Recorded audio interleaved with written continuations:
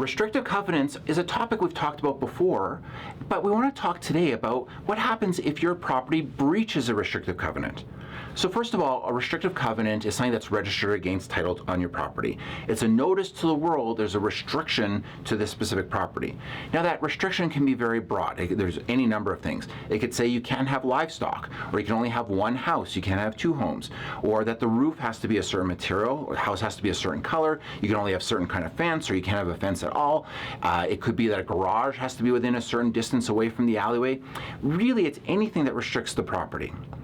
Why this is important is because in the average contract that most real estate agents uses, a seller promises that there's no breaches of the restrictive covenant.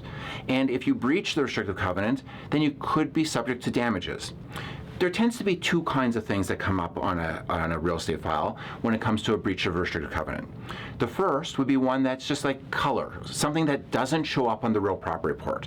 And if you have that kind of breach of a restrictive covenant, then the recourse is harder for a buyer. There's no automatic right to withhold money or negotiate a holdback until it gets fixed. They would have to then, if the seller didn't agree to just fix it or adjust for it financially, to then sue for the breach for any damages they have.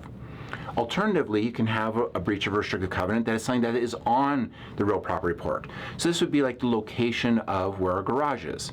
In the event that you have this breach of a restrictive covenant in that case, there's going to be a couple of remedies, but a buyer in the real estate contract used by real estate agents is very clear that they have the right to not close. They don't have to pay for the property until you fix it.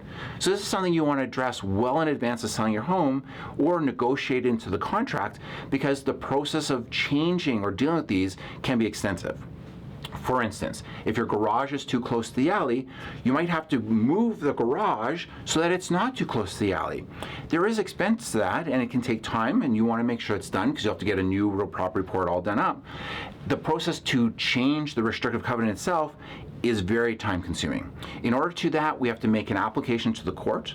Often we have to make two applications to the court because you have to serve notice on everyone affected by that restrictive covenant, which could be your entire community, and it's not going to be cost effective to personally serve every person, assuming you could even find them, because some people rent their house, they live out of the country, any number of things.